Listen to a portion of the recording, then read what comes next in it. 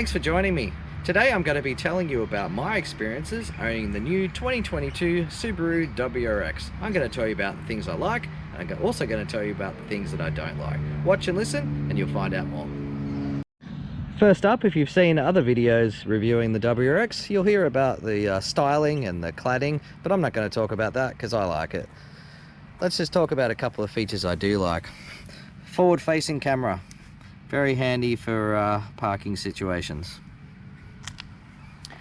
Bonnet scoop, typical Subaru fashion, love it. Camera on the left mirror, so I can see the front left wheel when reversing, and the mirror automatically drops down so you can see the rear wheel to avoid gutter rash. Great feature. Tyres for Australia. 245 45 18-inch Dunlops, very sticky and a nice looking tyre. Moving around to the back,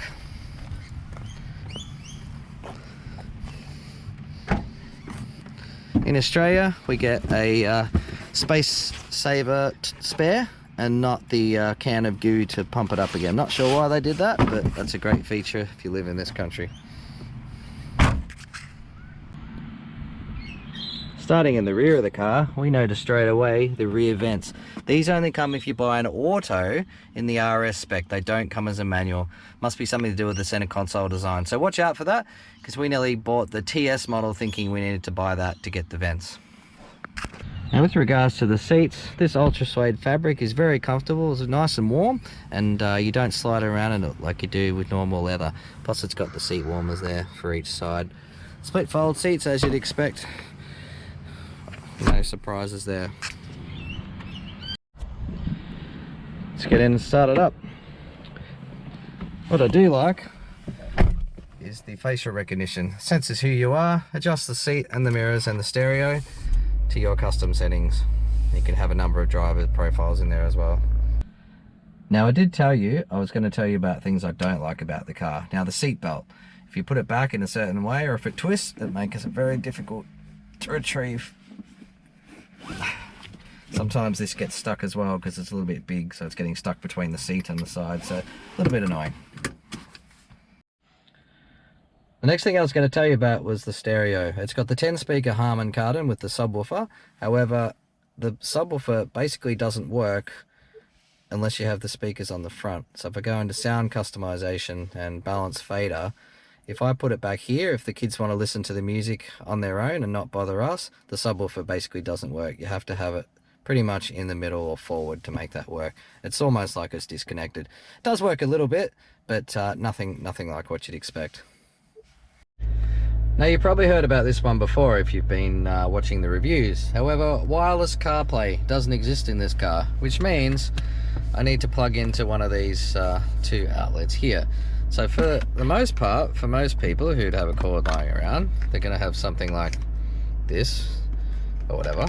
Then they're going to get their phone, which in this case is an iPhone 12, the small one. And then they're going to plug it in, and there's just nowhere to put it because it doesn't fit.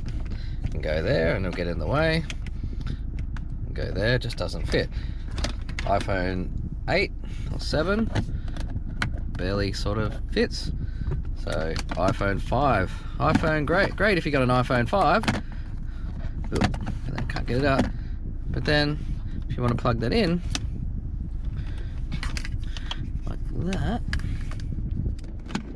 try to do this with one hand, it doesn't really fit either. Not ideal. Thanks, Subaru.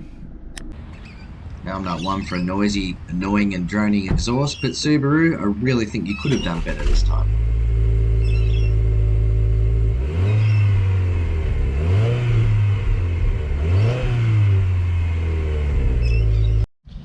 One thing I've noticed is on the outside of the car is the bonnet needs some adjustment in the catch. It's actually flopping up and down. You can hear that when you're driving along. The other thing I've noticed is that you can actually see the bonnet scoop moving up and down whilst you're driving. So I don't know if that's because of the catch or whether or not it's just flimsy overall in design. Now here's something I noticed when I first inspected the car. Inside here you've got some plastic above the front wheels. This is the front wheel only, by the way. And then behind that you've got the sound deadener. If you actually touch the sound deadener, run your fingers across it. It hasn't set.